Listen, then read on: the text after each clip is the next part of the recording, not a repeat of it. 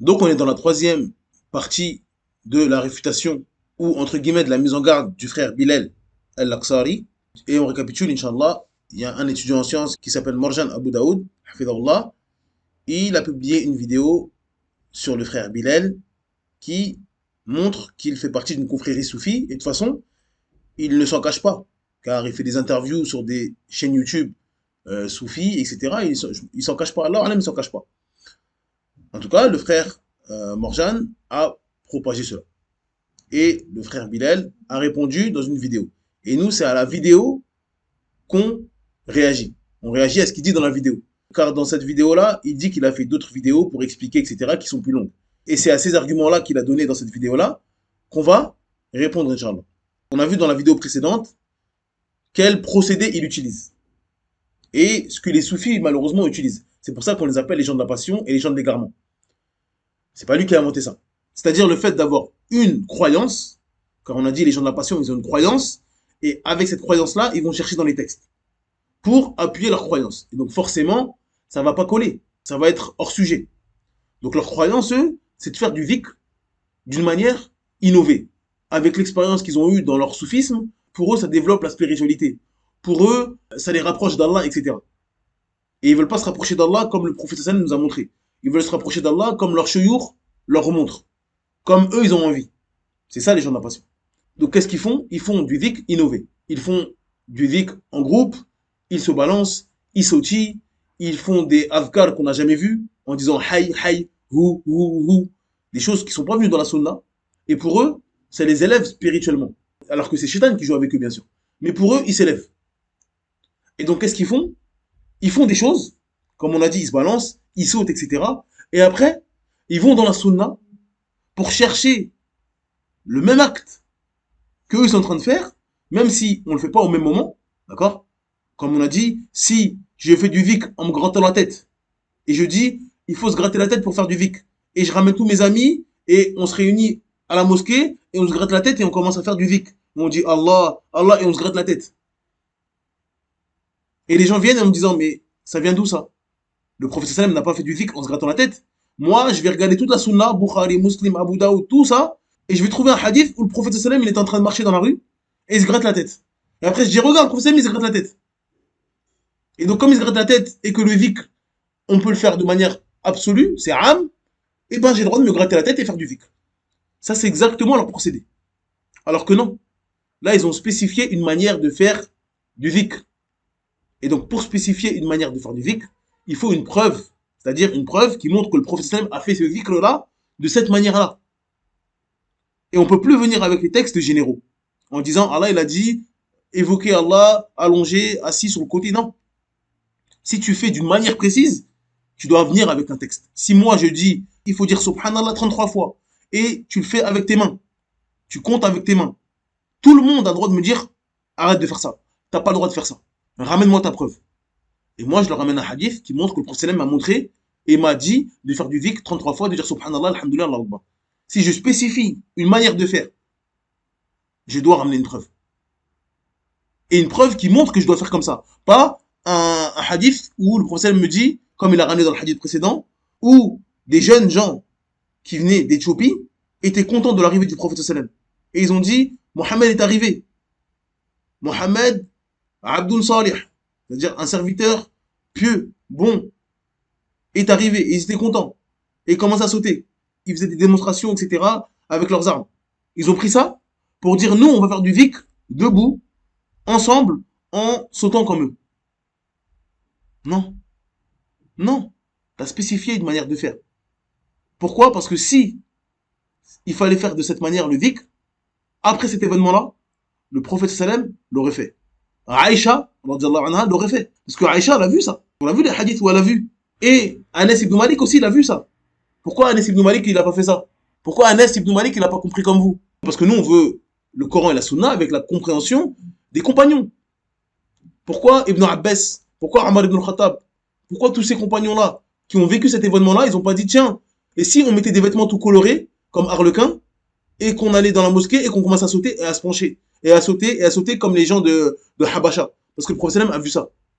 Pourquoi on ne prend pas leur compréhension? Pourquoi ils n'ont pas compris comme ça? S'il y avait un bien dans ça, Bah, ils nous auraient devancé en premier. C'était les premiers à vouloir faire le bien, les compagnons du prophète Mohammed sallallahu alayhi wa sallam. Donc il n'y a personne parmi les gens de la Sunna qui a compris ça comme ça. Et donc on va regarder la suite de la vidéo et malheureusement il va suivre ce procédé en ramenant des textes qui sont à côté de la plaque. Malheureusement. Donc on va continuer la vidéo, Inch'Allah Azza wa Jalla. Parmi les preuves sur lesquelles il s'appuie que dans l'état, dans le hal spirituel, on peut se balancer et on peut même sautiller, vous allez voir, je vais vous montrer. Là d'abord, c'est le hadith qui prouve qu'on peut se balancer. Authentique, sahih, il est rapporté par Bukhari, par Ibn Majah et d'autres. Regardez bien le prophète, alors qu'il était sur le minbar en train de faire son sermon. Il décrit ce que Allah Azza wa Jalla va faire. Il dit qu'Allah va prendre dans sa main les cieux et la terre et va dire je suis Al-Jabbar, je suis le Malik, etc. Regardez bien. Qu'est-ce que le prophète lui faisait? Il se balançait de sa droite à sa gauche jusqu'à ce qu'il dit quoi le sahabi? Regardez bien. Que j'ai regardé le minbar, il se balançait avec le prophète. Le prophète, tellement il était dans l'état spirituel que ça le prenait, que c'était fort, qu'il se balançait. C'était tellement fort que même le minbar se balançait avec le prophète. Et il dit le sahabi qu'il avait peur même que le minbar tombe avec le prophète alayhi salam. Quant à la permission de sautiller, ils le prennent de ce hadith qui est Hassan, où le prophète a fait des éloges à des compagnons, par exemple à Ali, et regardez bien ce qui est dit. Donc le prophète il dit à Ali, tu es de moi et je suis de toi. Fahajala Ali. Vous savez, ça veut dire quoi? Fahajala, c'est-à-dire tu sautilles comme ça, tu sautilles. Et ben c'est ça qu'il a fait. Est-ce que le prophète lui a dit non, n'aie pas ce comportement, ne sautille pas par l'état spirituel, même si je te fais des éloges, etc., c'est pas bon. Non, bien au contraire, il a acquiescé. Donc dans cet extrait, le frère Bilal nous fait le même procédé qu'il a fait en tout cas avec le hadith d'Anas ibn Malik radhiyallahu anhu. Donc on ne va pas, encore une fois, s'éterniser là-dessus, à partir du moment où on voit le subterfuge, le stratagème. C'est pas intéressant. Donc on va se servir de ça pour ramener des règles, pour profiter en fait. Parce que le but, c'est pas de parler du frère, etc. Moi, j'ai rien contre ce frère-là, il n'y a pas de souci. Mais encore une fois, on utilise ça pour voir le procédé, parce que des fois, quand on fait que de la théorie, quand on dit oui, les gens de l'innovation, ils font ça, c'est de la théorie, et des fois les gens ils disent n'importe quoi, c'est faux ce que tu dis, parce que la personne peut-être n'a pas l'oreille assez aiguisée pour voir le stratagème. Parce qu'encore une fois, le vrai, il est mélangé au faux. Quand on n'a pas les connaissances ou quand on n'a pas l'habitude de les entendre parler, on ne peut pas voir le vrai du faux. Et c'est pour ça, encore une fois, que les savants, les étudiants en sciences sur la sunna disent n'écoutez pas les gens de l'égarement, n'écoutez pas les gens du faux, n'allez pas étudier même le fiqh avec les gens de l'innovation. Ne dites surtout pas oui, mais je prends ce qu'il y a de bon chez lui et le reste, tu ne sais pas ce qu'il y a de bon. Si je te mets cette vidéo-là et je te dis dis-moi ce qui est n'importe quoi dans ces paroles et dis-moi ce qui est bon, Allahu A'lam, tu pourras pas dire. Tu pourras pas dire. Parce qu'il te ramène des hadiths, Ibn Majah a dit, tu dis, ah ouais, des fois c'est faux, des fois c'est pas correct, des fois c'est caché. On sait pas, des fois il invente. Des fois c'est un mensonge. Des fois c'est vrai, mais il dit pas tout, etc. On peut pas savoir. Donc il faut aller vérifier, etc. Et comme il a dit lui-même, la plupart des gens n'ont pas la langue arabe. C'est-à-dire, il peut dire ce qu'il veut lui aussi. Parce que, qui dit, oui, mais ils peuvent dire ce qu'ils veulent. Mais toi aussi, tu peux dire ce que tu veux, mon frère Bélé. Et personne ne va les vérifier, malheureusement. Donc là, il ramène deux hadiths. Donc on va expliquer rapidement les deux hadiths pour montrer à quel point, encore une fois, ce stratagème ne marche pas. C'est-à-dire, ramener le zik. Le zik, c'est une adoration. L'origine dans les adorations, c'est l'interdiction. Donc la base, quand je fais l'adoration, c'est l'interdiction. Jusqu'à preuve du contraire. Donc quand Allah me dit de faire du zik de manière générale, évoquer Allah, je fais le zik qui est venu dans le Coran et la Sunna. Je dis subhanallah, alhamdulillah, Allahu Akbar. Donc parmi les azkar, il y a le Coran. Je peux lire le Coran. Par exemple, je vais faire du zik, je lis le Coran. Ou je dis alhamdulillah, Allahu Akbar. Ou les azkar qui sont venus dans la Sunna. Je dis pas hay, hay, hay. C'est pas venu dans la Sunna ça. Je ne spécifie pas ce qui n'a pas été spécifié ou je ne viens pas avec quelque chose qui n'est pas connu du prophète sallam et des compagnons du prophète sallam. Donc eux, ils viennent avec un zik. Ils disent le zik c'est général. On est avec vous dans ça. Ça c'est vrai. Le zik c'est venu de manière générale, mais aussi spécifique. Et nous on dit juste, ce qui est général, ça doit rester général. Donc on n'a pas à spécifier par un nombre précis, en disant il faut faire 100 fois, 124 fois. Si tu spécifies par un nombre précis, tu dois venir avec une preuve. Si tu viens pas avec une preuve, tu as fait une innovation religieuse. Ou une situation précise. Si tu spécifies une situation précise, tu es venu avec une innovation. D'accord? Allah nous dit de l'évoquer debout, assis, allongé. Fais-le comme tu veux. Si tu veux le faire allonger, tu le fais allonger. Mais là maintenant, la différence, c'est de dire il faut le faire allonger, c'est mieux. ou Allah aime qu'on le fasse allonger. Ça, c'est un problème. Non, Allah aime qu'on le fasse dans n'importe quelle position. Et donc, ça reste. On choisit. On a le choix. Mais toi, tu viens spécifier. Tu dis, non, c'est mieux comme ça. Ou comme ça, Allah, il va plus t'aimer. Non. Ça, il faut une preuve pour faire ça. Il faut une preuve pour faire ça. Donc, eux, ils viennent avec, soi-disant, les adhkar, c'est général. Et ils prennent des hadiths qui n'ont rien à voir avec le dhikr. C'est-à-dire qu'eux, ils veulent aller à la mosquée, être debout, sauter, se pencher, etc. Et dire hay, hay, hay. Et ils viennent avec des textes qui n'ont rien à voir. Donc ils viennent avec deux hadiths. Le premier, c'est le hadith d'Ibn Umar. Donc, encore une fois, il faut le contexte pour voir que ils font des choses qui sont, subhanallah, qui n'ont rien à voir avec la sunna. Il n'y a aucune personne des gens de la sunna qui a compris ça comme eux. Et c'est pour ça qu'on les taxe de gens d'innovation. Parce que les gens d'innovation, ils viennent avec un hadith ou un verset. Mais le problème, c'est leur compréhension et leur utilisation qui n'a rien à voir avec la sunna. Et que les sahaba n'ont pas fait. Donc ce hadith d'Ibn Umar, il nous explique que le prophète sallam, il était sur le minbar. Donc il faisait un sermon, comme l'imam qui fait le khutbah de Jumu'ah. Et il donne des informations à propos d'Allah Azza wa Jal. Il dit qu'Allah Azza wa Jal va prendre les cieux et la terre dans sa main, etc. Donc nous, ce qui nous intéresse là, c'est une partie du hadith qui dit que le prophète sallallahu alayhi wa sallam, quand il expliquait cela, en disant que à la fin des temps, Allah il va prendre les cieux et la terre dans sa main, et Allah il va dire Anar Jabbar, Anar Jabbaroun, etc. Bon, j'aime pas trop traduire les noms d'Allah Azza wa Jal. Donc Al-Jabbar, c'est la notion de force, de redresser les gens, etc., avec force, etc. Donc en gros, Allah il va demander, quand il n'y aura plus personne, quand tout le monde sera mort avant le jour de la résurrection, etc., quand Allah Azza wa Jal aura fait mourir toutes les créatures, après le souffle dans la trompe, il dira, où ils sont ceux qui étaient sur la terre et qui s'enflaient d'orgueil et qui disaient je suis le plus fort, etc. Ils sont où ces gens-là? Ceux qui se prennent pour le peuple élu, etc. Où ils sont ces gens-là? Vous êtes tous morts. Il reste que Allah Azza wa Jal. Et donc ça c'est quelque chose d'immense, c'est quelque chose qui fait peur. Et le prophète sallam dans son sermon, car ça fait partie de la sunna, de regarder à droite et à gauche, de regarder son interlocuteur. Quand vous faites une khutbah, les compagnons, les sahaba, ils attestaient. Le prophète sallam, il mettait tout le monde en situation. Tous les compagnons se sentaient visés, c'est-à-dire qu'ils regardaient tout le monde de droite à gauche. Ça fait partie de la sunna dans celui qui donne un cours. Il regarde pas un point fixe et il bouge pas comme ça. Ou alors il regarde qu'une personne comme si elles se sont visées. Comme si la personne se dit oh je suis un égaré ou quoi. Il me parle de l'enfer, il me parle de l'enfer, il me regarde fixe dans les yeux. Non, le prophète il balayait son regard à droite, à gauche. Et donc ça fait que quand la situation peut-être où le discours était fort, était dur et voulait faire sentir que c'était quelque chose de grave, ben il se balançait peut-être avec plus de force. C'est-à-dire que il bougeait son corps de droite à gauche avec plus de force. Parce que le sujet prête à être, entre guillemets, vigoureux. Et donc, il faisait ça tellement avec vigueur, le prophète sallam, que le minbar, il se mettait à bouger. Donc là, on est dans une khutbah. Donc eux, si c'était des gens de la sunna, des gens du juste milieu, ils voient un texte, ils voient que c'est la khutbah. Ils voient qu'on fait un discours. Normalement, si ils ont les bases des gens de la sunna, c'est-à-dire de prendre les textes et ensuite, avec ces textes-là, d'avoir une croyance, qu'est-ce qu'ils vont dire? Comme toute personne normale. Ils vont soit dire que c'est permis, durant la khutbah, à celui qui fait la khutbah, de se diriger de droite à gauche, ou de mettre de l'émotion, ou de faire sentir les émotions à ceux qui sont en face d'eux, comme le prophète sallam le faisait. Et ça s'arrête là. Normalement, c'est ça. On parle d'une khutbah. On sait ce que le prophète a dit. C'est quelque chose d'immense. Là, c'est pour faire montrer la puissance d'Allah Azza wa Jal. Et l'immensité d'Allah Azza wa Jal. Que la terre et les cieux, ça va être dans sa main, c'est rien. Allah, c'est le Tout-Puissant. Et à quel point les gens qui se sentent aujourd'hui plus forts, qui se sentent rois, qui se sentent élus ou autres, ils seront rien ce jour-là. Donc ça, c'est quelque chose d'immense.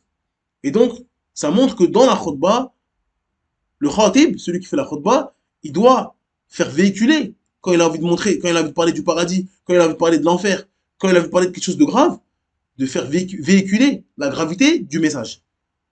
En se penchant, en étant dur, en criant, en élevant la voix, etc. Donc ça, c'est une chose qu'on voit tous les vendredis, que les imams sur la sunna essayent de faire, et qu'on voit, et il n'y a pas de souci. Et s'il avait dit ça, on s'arrêterait là. Mais non.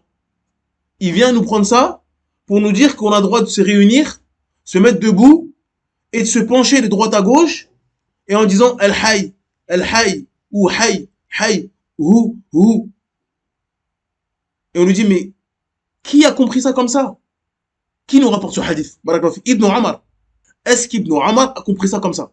Est-ce qu'il appelait son papa, Omar ibn al-Khattab, et ses amis à Médine et disait venez, on se balance. Et on dit Al-Hayy, Al-Hayy. Parce qu'un jour, j'ai vu sur le minbar le prophète sallam se pencher. Qui a compris ça comme ça, mon frère? Et il nous dit oui, des Hanabila on dit. Qui? Donne-nous les noms. Ça veut rien dire des Hanabila on dit. Des Malikiya on dit. Qui sont ces gens? Il y a certains Malikiya qui sont soufis. Donc si tu nous dis les soufis on dit, bah oui, mais des savants ont dit que les soufis sont des innovateurs. Donc ça veut rien dire les Hanabila on dit. En fait, ils viennent avec des arguments d'autorité en disant des gens des 4 écoles ont dit. Mais non, nous on veut Abu Bakr, Omar, Othman. Parce que dans les 4 écoles, il y a des gens de la sunna, mais il y a des gens de l'innovation. Donc en disant, c'est comme si je dis des musulmans ont dit. Oui, mais des musulmans, parmi les musulmans, il y a des soufis, il y a des mu'tazila, il y a des asha'ira. Donc ça, c'est qui ces Hanabila? Donne-nous des noms. Donne-nous des noms, dis-lui, Fulan ibn Fulan a dit qu'on pouvait aller à la mosquée, en groupe, dire Al-Hayy, Al-Hayy, et sauter et se balancer. Donne-nous les noms, et on va regarder qu'est-ce que disent des savants de son époque, sur la sunna, qu'est-ce qu'ils disent de lui. S'ils arrivent, ils disent, lui c'est un soufi, lui c'est un égaré. On dit, mais mon frère, ne nous prends pas des exemples de gens égarés à leur époque, que les savants de la sunna ont dit c'est des égarés, pour nous dire on a le droit. Nous, si on dit un tel a dit, on dit Abu Bakr a dit, Omar a dit, Othman a dit, l'imam Malik a dit, pas les Malikiya. Ou alors si on veut dire des Malikiya, on dit Ibn Abdel Bar a dit. Parce qu'Ibn Abdel Bar c'est quelqu'un de la sunna. Donc, parmi les Malikiya, il y a des gens de la sunna, parmi les Malikiya, il y a des gens de la bid'a. Et on le voit aujourd'hui, encore aujourd'hui. Il y a des gens qui se revendiquent malikites et ils disent je suis ash'ari. Donc, on peut voir des gens malikites qui suivent, entre guillemets, d'apparence, l'imam Malik, alors qu'ils ont une croyance que l'imam Malik, son front a transpiré. Il s'est mis en colère contre ceux qui posaient des questions sur les asma wa sifat ou qui innovaient dans les asma wa sifat. Donc, ça veut rien dire des Malikiya. Dis-nous les noms. Donne-nous des noms et après on va dire ah ok d'accord. Si tu nous ramènes l'imam Malik, l'imam Ahmed, tu nous ramènes des sahaba ou des tabi'in, des adbar tabi'in, là on va dire ok barakallahu fik. Là on va se calmer, on va s'arrêter. Et on va s'excuser. On fera une vidéo, on va s'excuser. Afwan Bilal. Désolé. Mais jusqu'à preuve du contraire, c'est la même tariqa que les gens des sectes. Prendre des choses qui n'ont rien à voir les unes avec les autres. Deuxième hadith que notre frère Bilal nous ramène, il nous ramène un hadith qui est rapporté par Ali ibn Abi Talib radiyallahu anhu. Et qu'est-ce qu'il dit? Parce qu'encore une fois, on a dit soit il cache, soit il trompe, soit il manipule. Donc qu'est-ce qu'il nous dit? Il nous dit, il y a un hadith où le prophète sallam a annoncé des bonnes nouvelles à des compagnons. Et parmi ces compagnons-là, il y a Ali et il lui a dit tu fais partie de moi et je fais partie de toi. Et qu'est-ce qu'il a fait? Il a sauté. Encore une fois, il a sauté de quoi? Il a sauté en faisant du dhikr ou il a sauté de joie? Donc nous, on va essayer d'expliquer le hadith et le contexte du hadith. Pourquoi tu n'as même pas le contexte du hadith? Donc, dans ce hadith-là, il y a 3 compagnons qui viennent. Parce que c'est pas des compagnons. C'est 3 compagnons spécifiques. Et ils ont une caractéristique spécifique, ces 3 compagnons-là. Le premier, c'est Ali ibn Abi Talib. Après, il y a Zayd ibn Haritha. Et après, il y a Ja'far ibn Abi Talib, le frère de Ali ibn Abi Talib. Donc, ces 3, c'est quoi la caractéristique qu'ils ont? C'est que c'est des jeunes garçons, ils sont jeunes. Ils sont jeunes. D'accord? C'est des jeunes garçons. Ce hadith-là, il ne mentionne pas la période. Allahu alam. Ali, quand le prophète Mohammed sallam est devenu prophète, il avait 10 ans. D'accord? Et Ja'far, son frère, il fait partie de ceux qui ont fait la hijra à Habasha, en Éthiopie. Donc, peut-être ce hadith, il est à la Mecque, peut-être. Parce qu'il y a Zayd ibn Haritha aussi. Ce compagnon-là, c'est un esclave qui appartenait à Khadija. Khadija lui a donné au prophète Mohammed sallam avant l'islam. Il n'était pas encore prophète. Et le prophète l'a affranchi. Le prophète l'a affranchi. Donc c'était aussi un jeune garçon. Ces 3 compagnons-là, qui sont jeunes, ils n'ont pas 50 ans, ils n'ont pas 60 ans. Ils sont jeunes. Ils viennent dans la maison du prophète sallam. Et le prophète sallam leur annonce à chacun une bonne nouvelle. Il dit à Zayd, tu es mon maoula. Anta maoulaya. Donc maoula en arabe, ça a plein de sens. Ça peut vouloir dire le maître, le roi, ça peut vouloir dire aussi l'esclave, ça peut vouloir dire aussi l'esclave qu'on a libéré. Et c'est le cas. Zayd est un esclave qui a été libéré par le prophète Mohammed sallam. Et ça peut vouloir dire aussi un proche, un ami proche. Allahu alam, en tout cas, ces 2 sens-là, dans ce hadith-là, c'est les plus proches. C'est-à-dire que tu es l'esclave que j'ai libéré et tu es proche de moi parce que le prophète il l'aimait beaucoup. Donc qu'est-ce qu'il a fait Zaïd, ce jeune enfant de joie? Imaginez-vous, le prophète d'Allah vous dit que tu es un proche, tu es proche de moi. Qu'est-ce qu'il a fait? Il a sauté de joie. Aujourd'hui, quand des gens ont le bac, des jeunes gens à 18 ans ont le bac, ils sautent de joie. Le bac, c'est un bout de papier. Là, on vous annonce, le messager d'Allah, le meilleur homme qui ait foulé la surface de la terre, vous annonce que vous êtes un proche de lui.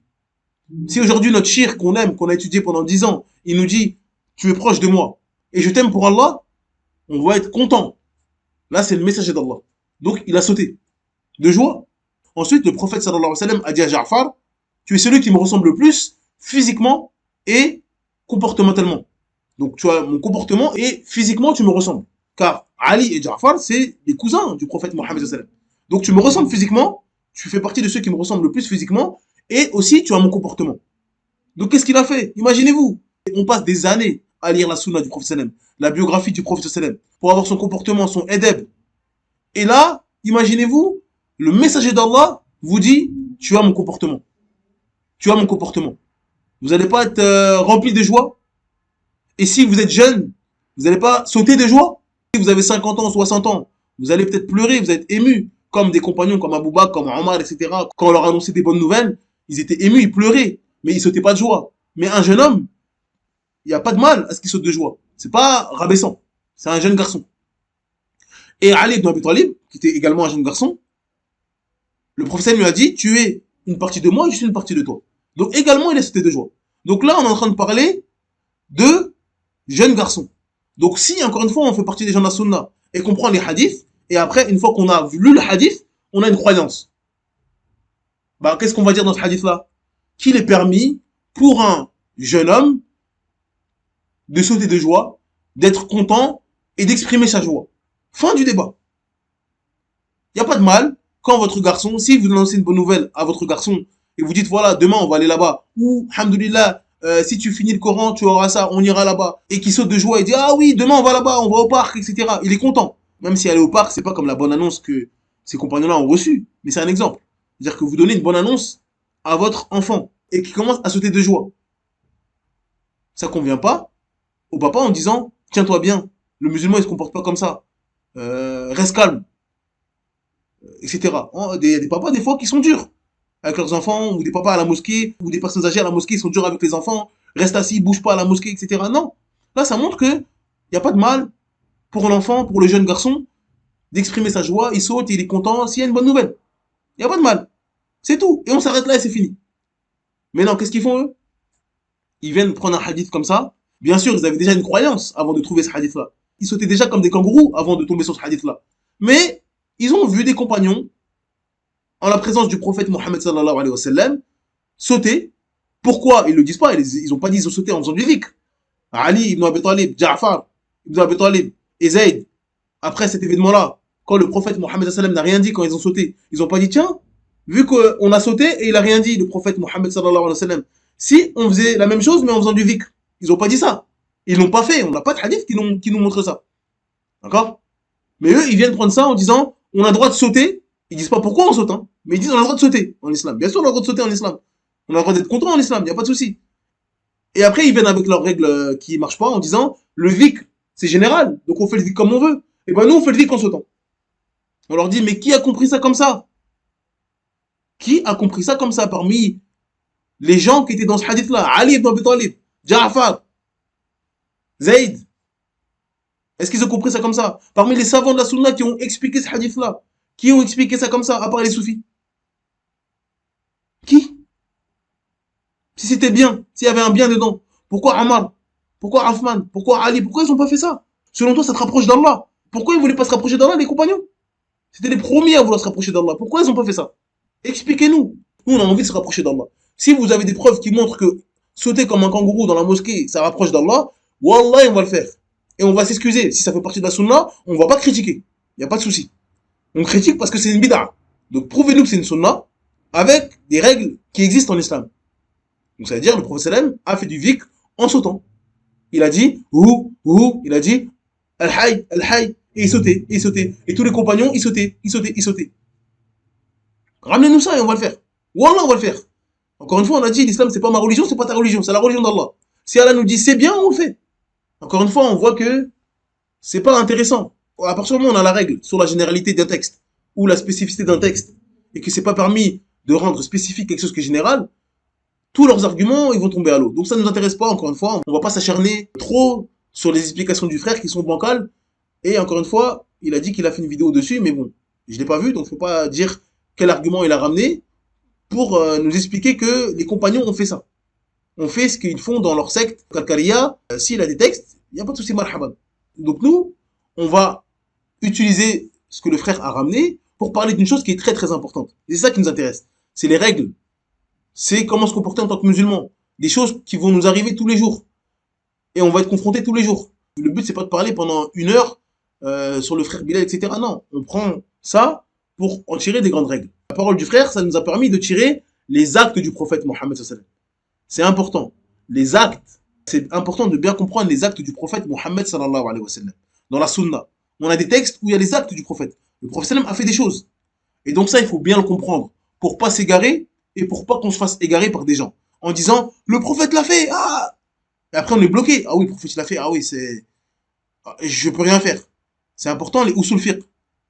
Ça, on le dit depuis des années. Ça fait des années qu'on fait des lives. Dans la formation islamique, il y a les fondements de la jurisprudence. C'est la chose la plus importante. Parce que vous n'allez pas vous faire avoir. Vous allez maîtriser les textes. Vous allez comprendre les textes. Quand quelqu'un va vous ramener un texte, vous n'allez pas trembler. Vous voyez comment ils utilisent les textes? Rapporté par Ibn Majah, et Bukhari, et Muslim. Et nous, on tremble. Ah oui, Bukhari, Muslim, Ibn Majah. Le prophète a fait. Oh, on est bloqué. Ah oui, il a fait. Il y a le Qur'an. Ils viennent avec des grandes choses. Et nous, on est là, on ne sait pas quoi faire. Alors que si on a des règles, la jurisprudence, si on a des bases, on a des fondements, on va dire miskin. On va dire voilà miskin. On va dire il fait de la peine le frère. Soit il parle avec une ignorance telle, soit il essaie de nous manipuler. Allah wa alam, on ne connaît pas les intentions. Soit il connaît et il nous manipule, soit il est ignorant. Comment faire face aux actes du prophète Mohammed sallallahu alayhi wa sallam? Donc bien sûr, on va faire court. Le but, c'est pas de faire un cours de usul fiqh. C'est vraiment d'avoir des petites notions pour pas se faire avoir, Inch'Allah Azzawajal. Donc ce qu'il faut savoir, parmi les actes du prophète sallallahu alayhi wa sallam, c'est que c'est un homme. Ça, c'est une base. C'est un être humain. Donc la première base, c'est la parole d'Allah Azzawajal.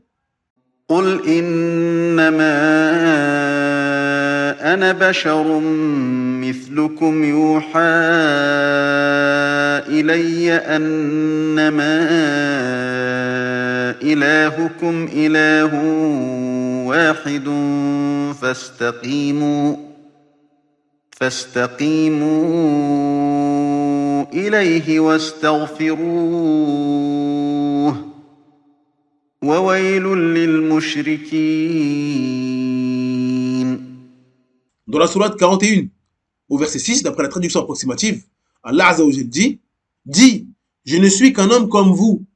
Il m'a été révélé que votre divinité est une divinité unique. Cherchez le droit chemin vers lui et implorez son pardon. Et malheur aux associateurs. Donc ça, c'est une base. Allah Azzawajal ordonne à son messager, sallallahu alayhi wa sallam, de dire, Ya Muhammad, qul, innama ana basharun, mithlukum. Donc je suis un être humain comme vous. Donc le prophète sallam, c'est un être humain comme nous, donc il fait des actes comme nous. Mais c'est quoi la différence entre lui et nous? C'est juste ce qui vient après. Yuha ilayya. Donc la différence, c'est que, bien sûr, il reçoit la révélation. Donc là, il y a deux choses à maîtriser. C'est un être humain comme nous, donc ça veut dire qu'il va faire des actes comme nous, il va faire des choses comme nous en tant qu'humain, mais il reçoit la révélation.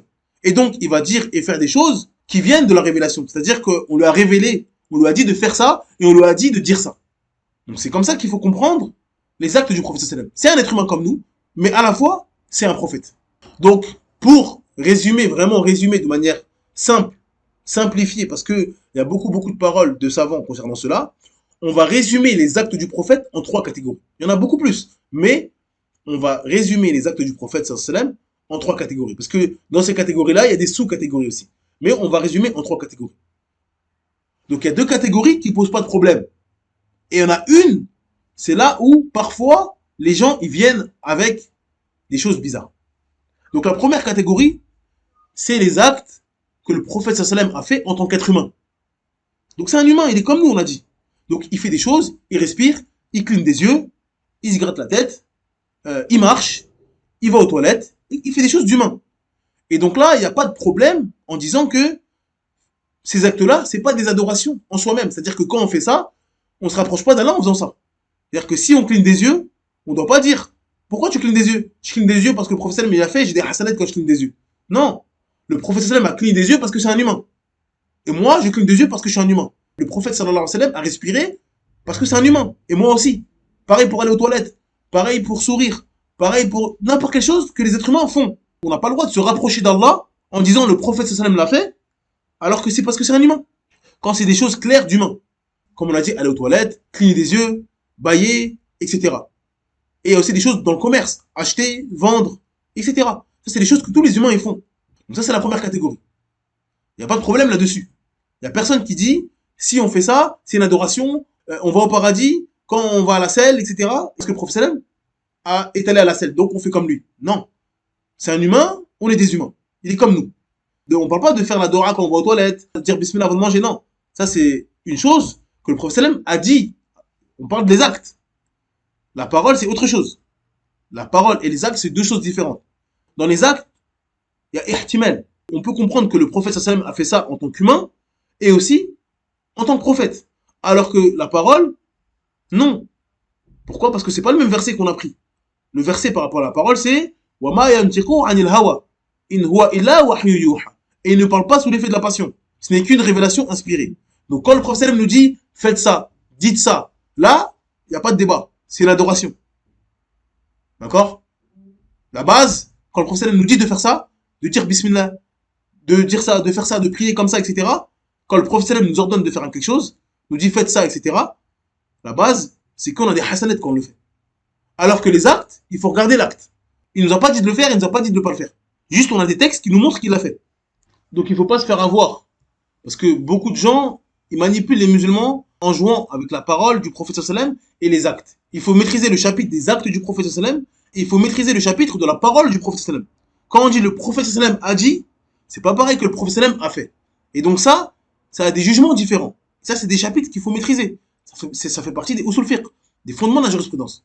Et il y a des gens qui viennent, encore une fois, mélanger les musulmans en disant oui, mais ça c'est un acte du prophète sallam, par exemple la barbe. Ils disent oui, mais le prophète sallam avait la barbe parce que dans son peuple ils avaient la barbe, c'est une tradition. Et donc c'est pas obligatoire. Et ça c'est un acte. On dit non. On dit que la barbe c'est obligatoire, pas parce que le prophète sallam avait laissé la barbe. Non, parce qu'il nous a ordonné de laisser pousser nos barbes. C'est l'ordre du prophète, sa parole qui a fait que c'est obligatoire, ça fait partie de la religion. S'il nous avait jamais ordonné de le faire et qu'il avait juste la barbe, là on aurait pu dire c'est un acte. Donc peut-être que c'est parce que c'est un être humain, il suit son peuple, il suit ses coutumes, et c'est tout. Il n'y a pas une adoration là-dedans. Mais quand il a ordonné, c'est devenu une adoration. Et c'est obligatoire pour nous de laisser pousser nos barbes. Parce que c'est un ordre du prophète Mohammed sallallahu alayhi wa sallam. Donc il ne faut pas se faire avoir avec les actes et les paroles. Là on parle des actes, donc des choses où il n'y a pas la parole. Il a juste fait. On a juste des hadiths où le prophète sallallahu alayhi wa sallam a fait ça. Et il n'a pas dit faites-le vous. C'est ça qui nous intéresse. S'il dit faites-le vous, khalas, c'est la parole maintenant. Donc nous on veut les actes uniquement. Donc dans les actes, il y a des actes qu'il a fait en tant qu'être humain, comme boire, comme manger, etc. Et donc nous, on ne se rapproche pas d'Allah par ces actes-là, parce qu'il ne nous a pas dit de nous rapprocher d'Allah avec ces actes-là. C'est un humain, on est des humains. Et on le fait en tant qu'humain. Donc ça c'est une chose où il n'y a pas de grande difficulté. La deuxième catégorie d'actes, c'est les actes qui sont des adorations pures. C'est-à-dire que le prophète sallam a fait ça parce que c'est des adorations. Comme la prière, comme le jeûne, comme le hajj, des choses comme ça. Ça, c'est des adorations pures. Donc on sait que en faisant ça, comme le prophète sallam, eh ben, on a des hasanat et Allah est satisfait de nous, etc. Donc ça, c'est des adorations. Donc il y a la partie humain. Donc on a dit se gratter la tête, etc. Éternuer. Quand on dit éternuer, on parle de l'acte. On ne parle pas de dire ensuite alhamdulillah, etc. Non, on parle juste de l'acte. Le fait de ensuite dire alhamdulillah, là, khlas, on a des textes, on a la parole du prophète sallam. Donc c'est pas ça qui nous intéresse. Nous on parle de l'acte. Le prophète sallam n'a pas dit oh vous les croyants éternuez. C'est bien d'éternuer. Celui qui éternue, Allah il va lui donner une maison au paradis. Non, il n'y a pas ça. Non, il y a juste quand vous éternuez, parce que ça va arriver, parce que vous êtes des humains, dites alhamdulillah. Et celui qui entend son frère dit alhamdulillah, vous dites rahimakallah, etc. Donc ça c'est un autre sujet. Là on parle vraiment des actes que le prophète sallam ne nous a pas incité à faire. Donc on a les choses qu'il a fait en tant qu'être humain. Donc nous, on les fait aussi parce qu'on est des humains, mais il n'y a pas d'adoration à tirer. Et la deuxième, c'est des actes qui sont des adorations. Et donc, on les fait par adoration. Et donc, on doit avoir une intention d'adoration.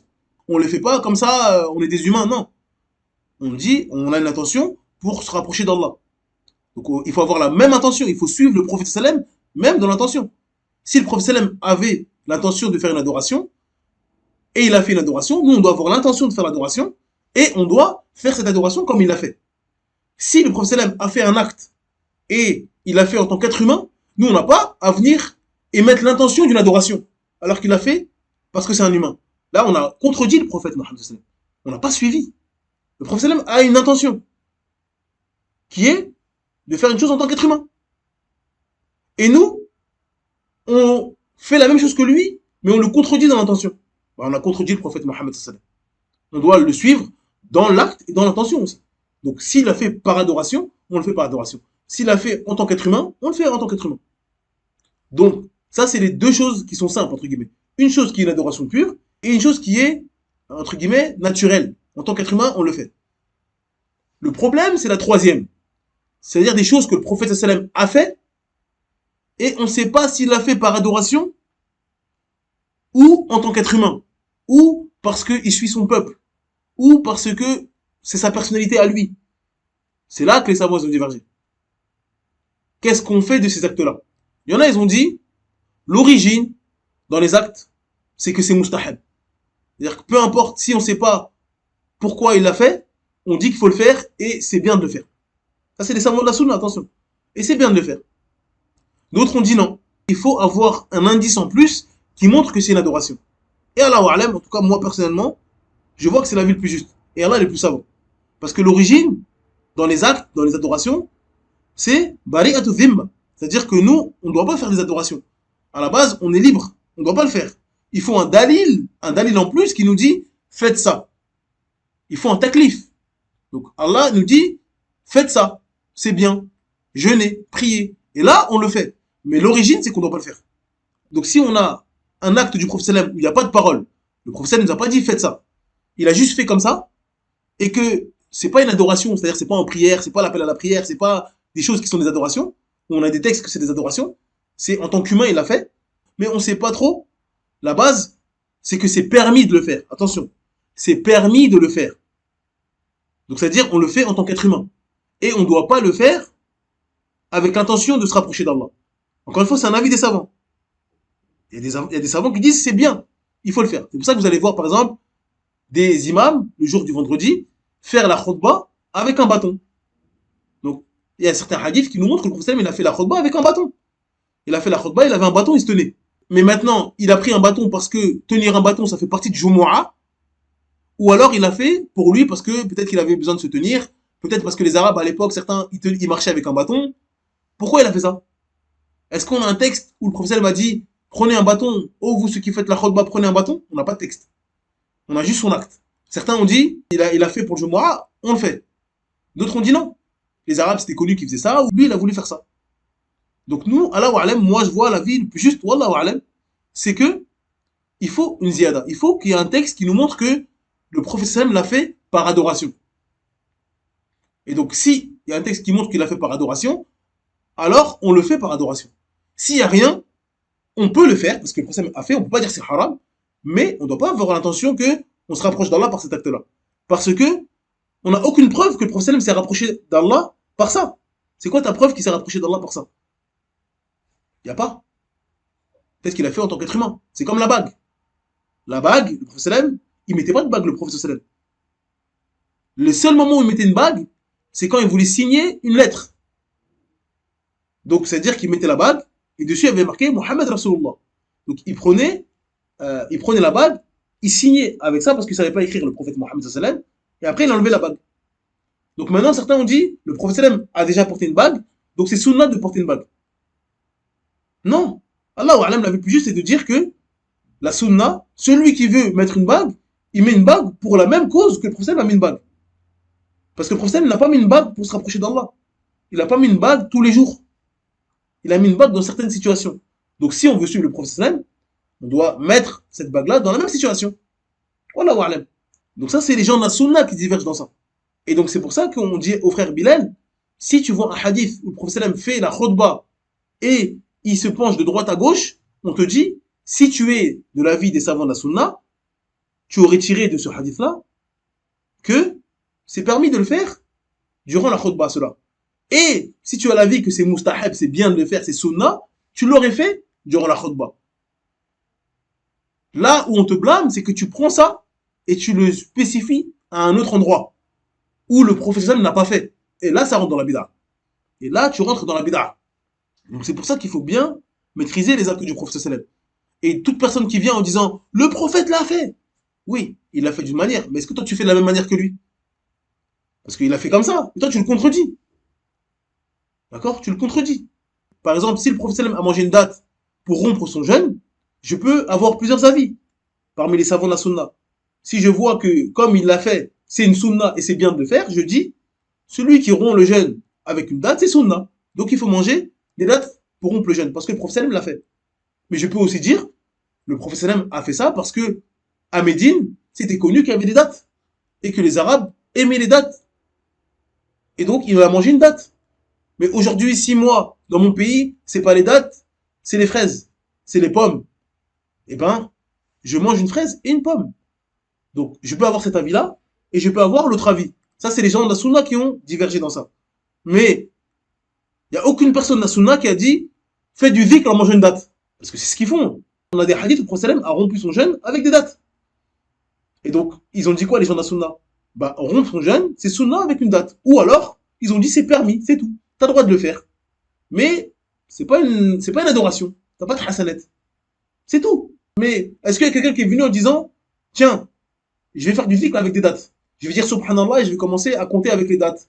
Ou je mange une date, je dis subhanallah, subhanallah, et on mange tous une date en cœur, etc. Et si quelqu'un vient en me disant, mais c'est une innovation ce que tu fais, je ramène ce hadith-là, qui montre que le prophète a mangé une date. Et il a dit bismillah avant de manger. C'est du dhikr, bismillah, non? Avant de manger, il a dit bismillah, donc il a fait du dhikr, et il a mangé une date. Donc maintenant, tous les vendredis, je me réunis avec mes amis, on fait du dhikr et on mange des dates. Non, il faut arrêter les frères. Il faut arrêter. Il faut arrêter de jouer avec les textes. Il faut suivre les gens de la sunna. Donc je m'adresse au frère Bilal et à tous les musulmans qui suivent ce genre de choses, de ne pas jouer avec la religion d'Allah Azzawajal. De revenir aux savants de la sunna et à la compréhension des compagnons du prophète Mohammed sallallahu alayhi wa sallam. Ces gens-là, ils ont rapporté des hadiths. Est-ce qu'ils ont compris ce hadith-là comme toi tu comprends? C'est ça que tu dois savoir. N'essaie pas de comprendre comme un tel a dit sur Instagram ou sur Twitter ou sur TikTok. Ramener un hadith, tout le monde peut le faire. Maintenant, qui rapporte ce hadith-là? C'est un compagnon. Est-ce que avec ce hadith-là, il a compris comme toi? C'est ça qu'on veut savoir. Donc encore une fois, c'est important pour les musulmans d'apprendre leur religion, d'apprendre les fondements de la jurisprudence, de comprendre les textes.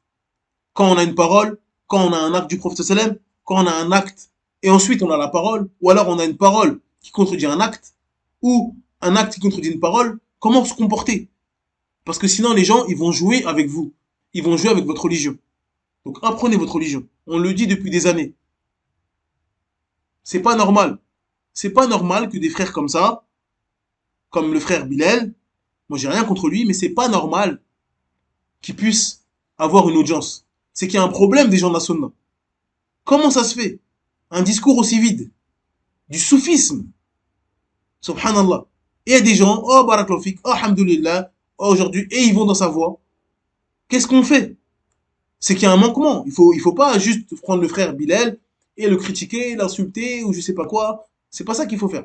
C'est prendre ce cas et se dire comment des frères qui viennent avec un tel discours vide peuvent être des références aujourd'hui sur Internet. C'est qu'il y a un manquement chez les gens de la sunna. Et nous, on se revendique en tant que personne de la sunna. Donc lui, il se revendique soufi clairement. Et donc peut-être que parmi les gens de la sunna, il y a un manquement dans l'apprentissage ou des cours sur la spiritualité. Peut-être, Allahu a'lam. Peut-être des frères de la sunna, ils viennent avec une da'wa, alhamdulillah, de tawhid, etc. Et c'est ça qu'il faut faire. Mais il y a aussi des savants de la sunna qui ont fait des livres sur la spiritualité. Et si c'est pas les gens de la sunna qui vont faire ça, qui vont donner un côté spirituel à notre religion, pas uniquement rigide, haram, halal, mais faire vivre les cœurs, faire vivre les âmes, si c'est pas les gens de la sunna qui font ça, et ben les musulmans qui ont besoin de ça, on vit dans une société où il y a du matériel, il y a que du matériel, iPhone, voiture, dunya, toujours dunya. Et dans cette société, l'âme, elle n'a pas de nourriture. La nourriture de l'âme, c'est la spiritualité, c'est le dhikr d'Allah.